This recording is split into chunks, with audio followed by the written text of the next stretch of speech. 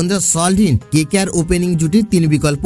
বন্ধুরা আপনারা যদি দেখতে চান এই 3 জন কে হতে পারে তাহলে ভিডিওটি লাস্ট অবধি দেখতে হবে, চ্যানেলটিকে সাবস্ক্রাইব করতে হবে, একটা লাইক দিতে হবে এবং নোটিফিকেশন বেল আইকন দাবাতে হবে। বন্ধুরা এই মাসের 24 এবং 25 তারিখে শেষ হয়েছে আইপিএল এর মেগা অকশন। এবার আইপিএল এ মোট 21 জনকে দিয়ে দল সাজিয়েছেন কলকাতা নাইট রাইডার্স। 21 জনের মধ্যে 11 জনই কেকেআর প্রাক্তন প্লেয়ার। গতবার কলকাতা নাইট রাইডার্সকে চ্যাম্পিয়ন করা অধিনায়ক শ্রেয়াস আর এবার পাঞ্জাব কিংস দলে ভিড়েছেন। তাকে 26.75 কোটি টাকা দিয়ে কিনে নিয়েছে প্রীতি জিন্টারা। বন্ধুরা এবার কলকাতা নাইট রাইডার্সের হয়ে ওপেনিং এ কারা নামবেন? গতবার আইপিএল সিজনে সুনীল নারায়ণ এবং ফিল সল্ট কেকেআর হয়ে ওপেনিং করেছিলেন। ওয়েস্ট ইন্ডিজের প্লেয়ার সুনীল নারায়ণ গতবার 14 ম্যাচে 34.86 এভারেজে মোট 488 রান করেছিলেন। তার সর্বোচ্চ স্কোর ছিল 109 রান।